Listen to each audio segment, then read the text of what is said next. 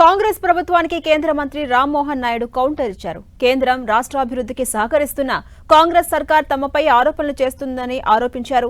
రాష్ట్ర సమస్యలను డైవర్ట్ చేయడానికే కేంద్రంపై ఆరోపణలు చేస్తున్నారని ఆగ్రహాన్ని వ్యక్తం చేశారు. మిగులు రాష్ట్రంగా ఉన్న తెలంగాణ ఎలా అప్పుల పాలైందని ఆయన ప్రశ్నించారు.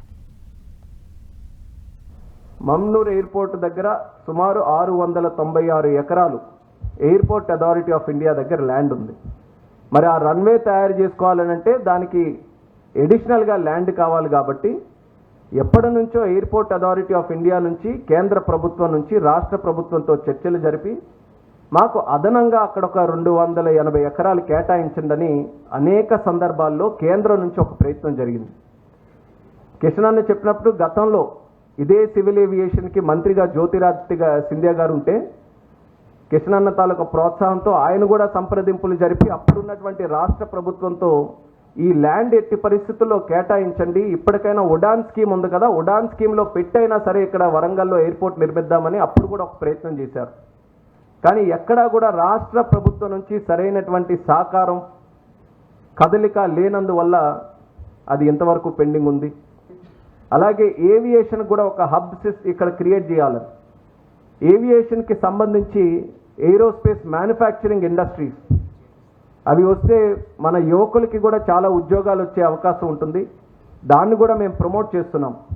ప్రధానమంత్రి గారు కూడా ఆయన తాలూకు ఆలోచన ఎక్కడెక్కడో విదేశాలలో ప్లేన్లన్నీ కూడా మ్యానుఫ్యాక్చర్ అవుతున్నాయి, మన దేశంలో మనం ఎందుకు ప్లేన్ మ్యానుఫ్యాక్చర్ చేసుకోకూడదని ప్రధానమంత్రి గారు కూడా ఎప్పుడు మమ్మల్ని ఎంకరేజ్ చేస్తుంటారు. మ్యానుఫ్యాక్చరింగ్ని మనం ఈ ఇండియాలోకి తీసుకొని రావాలని, ఇండియాలోకి తీసుకొని వచ్చినటువంటి మ్యానుఫ్యాక్చరింగ్ని హైదరాబాద్ పరిసర ప్రాంతాల్లో తీసుకొని రావాలని మేము కూడా ఒక ప్రయత్నం చేస్తున్నాం. అన్ని రకాలుగా అనుకూలంగా ఉన్నటువంటి ప్రాంతం ఇది.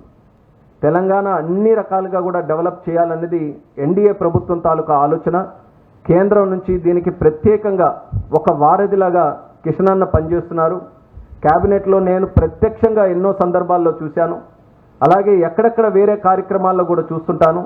ఎక్కడ అవకాశం వస్తే తెలంగాణకి అభివృద్ధి కోసం ఏ రకంగా మనం సహకరించాలి, నిధులు ఎలా తీసుకొని రావాలని ప్రప్రథమంగా కేంద్రంలో కార్యక్రమాలు ముందుకు నడిపిస్తున్నటువంటి వ్యక్తి కిషన్ అన్న గారు. అటువంటి వ్యక్తి ఆధ్వర్యంలో ఎన్నో కార్యక్రమాలు భవిష్యత్తులో చేయడానికి ఒక మంచి అవకాశాలు ఈ ప్రాంతానికి ఉన్నాయి.